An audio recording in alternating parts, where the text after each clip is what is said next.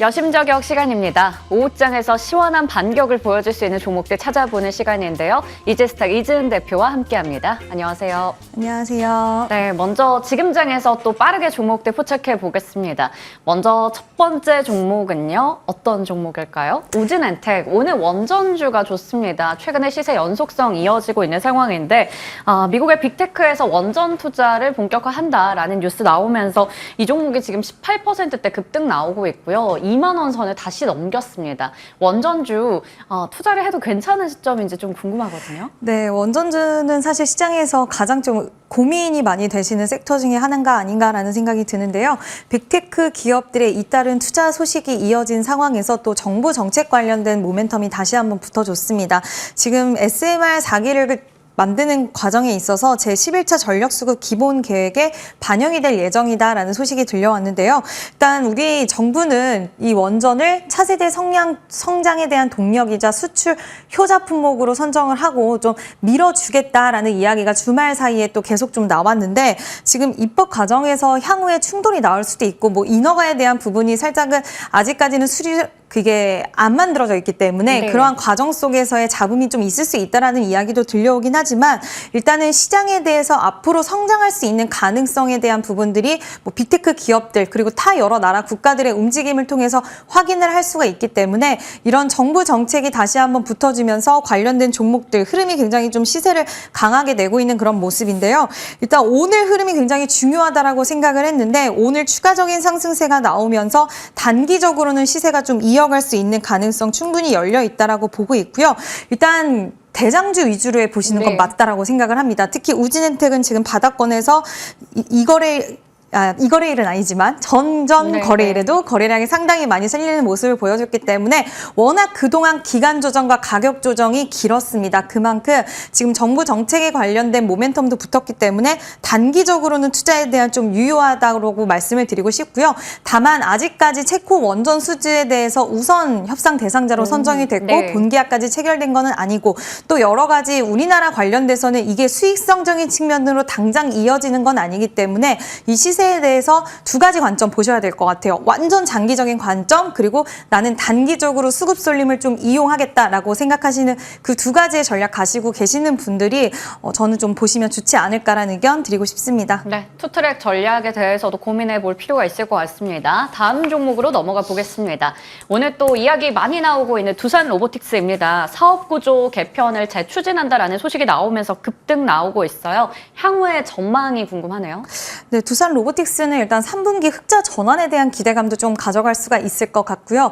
미국이 본격적으로 이제 금리 인하기에 진입을 하면서 그동안 특히 두산 로보틱스는 해외 쪽에 매출이 굉장히 많이 잡히는 기업이고 북미 쪽에 대한 기대감이 큰 상황인데 북미 채널의 판매에 대한 부분들 수주가 이어질 수가 있고요. 그렇게 되다 보면 3분기 만약에 흑자 전환을 한다. 이거를 기점으로 해서 앞으로 실적에 대한 기대감 좀 가져갈 수가 있겠습니다. 그동안 로봇주들은 뭐 여러 가지 모멘텀이 있었는데도 불구하고 항상 실적이라는 그 두 단어가 좀 부정적으로 작용을 했는데 이번에 만약에 그렇게 된다라고 했을 때 흑자 전환을 하게 되면 로봇주들 전반적으로 좀 우호적인 투자자들의 심리가 살아날 수 있을 거라고 보고 있고요. 또 두산 로보틱스는 지금 이사회를 앞두고 있는 상황인데 여기서 좀 그동안에 계속해서 금감원 쪽에서 좀 두 번 정도 이렇게 철회를 시키는 그런 부분들이 있었어요. 근데 이번에 합병 비율이 좀 조절이 됩니다.